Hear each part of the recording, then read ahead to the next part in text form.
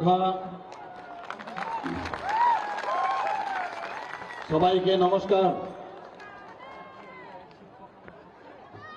আজকের এই কুমলুঙে যে বিশাল মাত্রার যে জনসভা, যে থানসা র্যালি,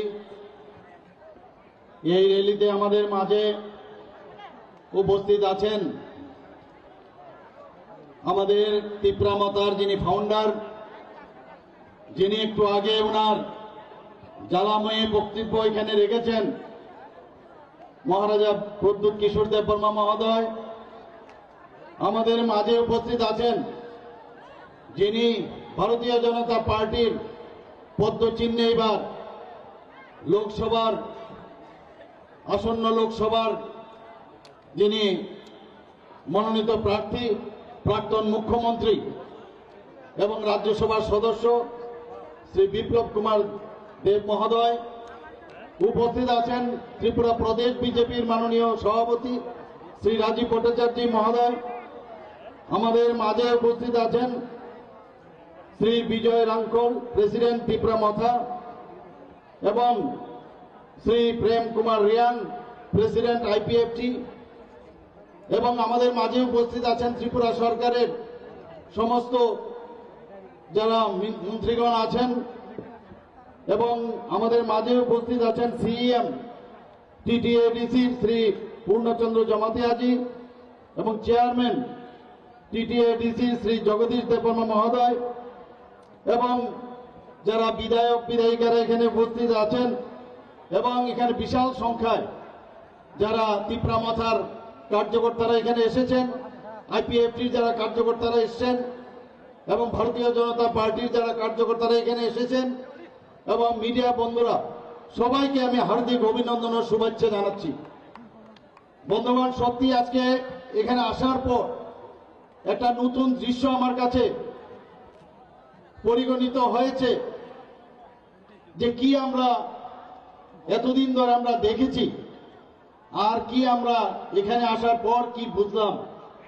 এখানে এসে এতটুকু আমরা বুঝেছি, আমাদের মহারাজা প্রদ্যুৎ কিশোর দেববর্মা মহোদয় যেদিন 28 তারিখ আমরা মহারানী কৃতি সিং দেববর্মা মহোদয়ের জন্য আমরা ওখানে পূর্ব আসনে যে ভারতীয় জনতা পার্টির যাকে মনোনয়ন করা হয়েছে, সেখানে প্রায় 40 থেকে 45 হাজার লোকের সমাগমে সেখানে আমরা সেই মনোনয়ন দাখিল করেছি। সেখানে উনি বলেছেন যে ভারতীয় জনতা পার্টি, আইপিএফটি এবং তিপ্রামথা এখন তিন শক্তি ত্রিশূল হয়ে গেছে। এখন এই ত্রিশূল ত্রিপুরা রাজ্যে তার স্থাপনা হয়ে গেছে, এবং এক ত্রিপুরা শ্রেষ্ঠ ত্রিপুরা সেটা আগামী দিন হবে। সেদিন সেই কথাটা উনি বলেছিলেন। আজকেও আমি দেখলাম যে তার যে কথাটা উনি বললেন যে আবি তো টেইলার হ্যাঁ, পিকচার তো আবি বাকি হ্যাঁ। আমরা তো নিশ্চয়ই সেই ফুল পিকচার আমরা এই তিন দল মিলে আমরা নিশ্চয়ই আগামী দিন এক ত্রিপুরা শ্রেষ্ঠ ত্রিপুরা, এক ভারত শ্রেষ্ঠ ভারত আমরা তৈরি করব। বন্ধুগণ, মাননীয় প্রধানমন্ত্রীজি বারবার বলছেন, আমাদের পার্টির তরফ থেকে বারবার বলা হয় যে প্রথমে দেশ, তারপর হচ্ছে পার্টি, তারপর হচ্ছে আমি নিজ। আমি কে? দেশকে আগে ভালোবাসতে হবে, তারপর পার্টিকে ভালোবাসতে হবে, তারপর নিজেকে ভালোবাসতে হবে। এই হচ্ছে মূল মন্ত্র আমাদের ভারতীয় জনতা পার্টি এবং আমাদের যশস্বী প্রধানমন্ত্রী নরেন্দ্র মোদী এই কথাটা বলেন, এবং আমাদের ভারতীয় জনতা পার্টির যিনি সর্বভারতীয় সভাপতি শ্রী জেপি নাড্ডাজি এই কথাটা সবসময় বলেন। এবং সেই দিশায় আজকে দেশ চলছে, দেশ সেইভাবে চলছে। বলছে লাস্ট মাইলে যে ব্যক্তি এখনো সেই সুযোগ সুবিধা পায়নি, প্রধানমন্ত্রী নরেন্দ্র মোদীজি তাদের গ্যারান্টি নিচ্ছেন। সেই গ্যারান্টি উনি দিচ্ছেন এবং বলছেন আমি যে কথা বলছি তারও যাতে সেই ফুলফিল হয় তারও গ্যারান্টি দিচ্ছি। আপনারা সবাই জানেন বিকশিত ভারত সংকল্প যাত্রা, সেই গাড়ি আমাদের এখানে ত্রিপুরাতে 16টার মতো সেই সিডির গাড়ি এখানে পাঠিয়েছেন। সমস্ত গ্রামে জিপি, বিসি এবং সমস্ত আমাদের মিউনিসিপ্যালিটি, নগর পঞ্চায়েত, আমাদের ব্লকে 58টা ব্লকে সমস্ত জায়গায় সেই গাড়িগুলো গেছে বিকশিত ভারত সংকল্প যাত্রার গ্যারান্টির গাড়ি। অর্থাৎ কি বলছেন উনি, যে আমি গ্যারান্টি দিচ্ছি সবকা সাথ সবকা বিকাশ আর বিশ্বাস আর প্রয়াস, তার গ্যারান্টি উনি দিচ্ছেন। আজকে এখানে যারাই উপস্থিত আছেন, আমার মা ও ভাই ও বোনেরা, সবাইকে আমি এই কথাটাই বলবো যে আমাদের বিশ্বাস, আমাদের আস্থা আমাদের মাননীয় প্রধানমন্ত্রীজির উপর আছে।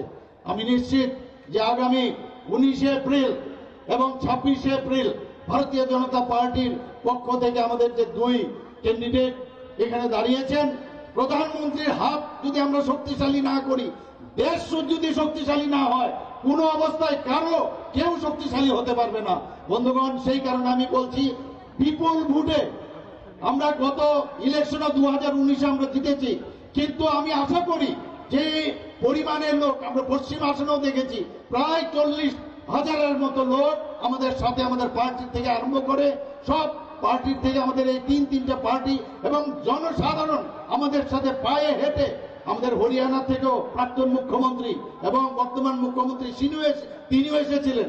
তিনি এসে অবাক হয়ে গেছেন যে এরকম ছোট্ট একটা ত্রিপুরা এইভাবে জনঢল বয়ে গেছে। আমি ত্রিপুরার বহু জায়গায় যাই, সব জায়গায় মানুষের রেসপন্স আমি দেখি।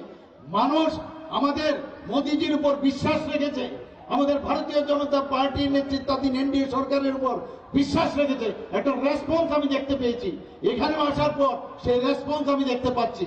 বন্ধুগণ, বিশ্বাস রাখতে হবে এবং বিশ্বাসের উপর ভিত্তি করে আমাদের যে মহারাজা বীর আমাদের প্রদ্যুৎ কিশোর দেববর্মা মহোদয়ের সাথে যখনই কোনো সমস্যা হয়েছে, উনার সাথে আমার প্রায়শ টেলিফোনে কথাবার্তা হয়েছে, ফিজিক্যালিও উনার সাথে আমি কথা বলেছি। অনেক কিছু যে সমাধান, সেই সমাধানের চেষ্টা আমরা করেছি এবং শেষ পর্যন্ত যেটা হলো সেটা হচ্ছে 11টার মতো যে ঐতিহাসিক যে সিদ্ধান্ত অ্যাকর্ড হয়েছে নর্থ ইস্টার্ন রিজিয়নে, তার মধ্যে এখন আরেকটা যুগ হয়েছে, সেটা হচ্ছে ত্রিপুরামথার সাথে ভারত গভর্নমেন্ট এবং ত্রিপুরা গভর্নমেন্টের যে এই ঐতিহাসিক চুক্তি। বন্ধুগণ, সত্যি উনি বলেছেন যে এখন শুধুমাত্র ট্রেইলার আর পিকচার বাকি। আমি নিশ্চিত যে আগামী দিন সেই পিকচার আপনারা দেখবেন এবং সেই পিকচার, অনেক সময় খারাপ পিকচারও অনেক সময় হয়, কিন্তু গুড পিকচার আপনারা দেখবেন, ভালো পিকচার, যে পিকচার দেখে আপনারা বলবেন না সত্যিকারের অর্থে আজকে আমরা শান্তিতে আছি, আমাদের কথা কেউ ভাবছে। এখানে বিস্তারিত আমাদের প্রাক্তন মুখ্যমন্ত্রী এবং আমাদের প্রার্থী বলেছেন, আমাদের রাজীব বাবুও বলেছেন এবং ভূবাগরাজি যেভাবে আপনাদের সামনে বলেছেন, আমি সত্যি আপ্লুত। ওনার যে ভাষণের যে কথাগুলো উনি বললেন, আজকে আমাদের সত্যি চিন্তার বিষয় যে কিভাবে এই কংগ্রেস সিপিএম এতদিন ধরে এই জনজাতিদের ওদেরকে শোষণ করেছে, আমি বলবো শোষণ করেছে। এবং আমাদের ভারতীয় জনতা পার্টির আমাদের যশস্বী গৃহমন্ত্রী সেটা বুঝতে পেরেছেন, প্রধানমন্ত্রীজি বুঝতে পেরেছেন। তবেই এই কথাগুলো যেটা এখানে বলা হলো, তবেই উনি এই কথা বলছেন যে আগামী দিন সুনেরা দিন আনেওয়ালা হ্যায়, ये तो मैं बोल सकता हूं अभी। বন্ধুগণ, কংগ্রেস সিপিএম তারা কোন মুখে আজকে একসাথে ওরা এই অশুভ শক্তির বিরুদ্ধে আজকে আমাদের কথা বলতে হবে, ওদেরকে জবাব দিতে হবে। জবাব কিভাবে দেবেন? এই যে আমাদের গণতন্ত্রতে ভোটের মাধ্যমে, ভোটের বাক্সে, আজকে এতদিন ধরে জনজাতিদের ভোটের বাক্সে রূপান্তরিত করেছিল, কিন্তু এখন মানুষ বুঝে গেছে, এখন বুঝে যাচ্ছে সবাই যে সত্যিকারের অর্থে যদি জনজাতিদের উন্নয়ন করতে হয় সেটা একমাত্র মাননীয় প্রধানমন্ত্রীজি করতে পারবেন। আমাদের রাষ্ট্রপ্রধান, রাষ্ট্রপতি এখন একজন আমাদের জনজাতির মহিলা। আপনারা সবাই জানেন, একের পর এক, আমি এখানে বিস্তারিত পুরো নিয়ে এসেছি, সময়ের কারণে আপনাদের যাওয়ার সময় হয়েছে। এখানে এক এক বিষয় আপনারা দেখেছেন যে জনজাতিদের জন্য মাননীয় প্রধানমন্ত্রীজি যেভাবে কাজ করছেন, উনাদের জন্য যেভাবে চিন্তা করেন, একমাত্র উনার উপরে ভরসা করা যায় যে আগামী দিন সবকা সাথ সবকা বিকাশ বিশ্বাস ও তার প্রয়াস করবেন। মাননীয় প্রধানমন্ত্রীজি কি বলছেন? এই যে এই ইলেকশন শুধুমাত্র রাজ্যের ইলেকশন না, এই ইলেকশন আমাদের ভারতের কি অবস্থা হবে তার ইলেকশন। সেখানে নীতি নির্ধারণ হবে। আমাদের এখানে কি ড্রেন নেই, কারো রাস্তা নেই, কেউ চাকরি নেই, সেই ইলেকশন না, সেটা হচ্ছে অ্যাসেম্বলির ইলেকশন কিন্তু বা মিউনিসিপ্যালিটি ইলেকশন। কিন্তু এই ইলেকশন হচ্ছে সর্বভারতীয় ইলেকশন, লোকসভার ইলেকশন। নীতি নির্ধারণ হবে। বন্ধুগণ, আমি সেই কথাই বলছি, প্রধানমন্ত্রী যে কথাটা বারবার বলছেন, মেরে মিট্টি মেরা দেশ। আপনারা ভাবুন একবার কি স্লোগান উনি দিয়েছেন, মেরে মিট্টি মেরা দেশ। আমাদের সমস্ত জায়গার সমস্ত ত্রিপুরার থেকে ভারতবর্ষের সব জায়গার থেকে মাটি নিয়ে আমরা কর্তব্য পথে সেখানে অমৃত বাটিকা উনার যে আহ্বানে আমরা বানিয়েছি, ত্রিপুরাতেও আমরা অমৃত বাটিকা বানিয়েছি।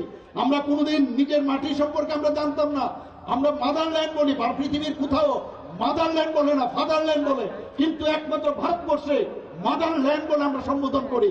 এই মাকে আমাদের নমন করা উচিত, আমরা সেইগুলো কিন্তু জানতাম না। প্রধানমন্ত্রী যে আমাদের বলেছেন দেশকে আগে ভালোবাসতে হবে, যখন উনি বললেন যে হর ঘর তিরঙ্গা, হর ঘর তিরঙ্গা, আমরা আগেও পতাকা ন্যাশনাল ফ্ল্যাগ উড়িয়েছি, কিন্তু উনি যখন বললেন যে সবাইকে ফ্ল্যাগ নিয়ে, ফ্ল্যাগ কিনে, নিজের পয়সা দিয়ে কিনে সেটা উড়াতে হবে, এর অর্থ কি?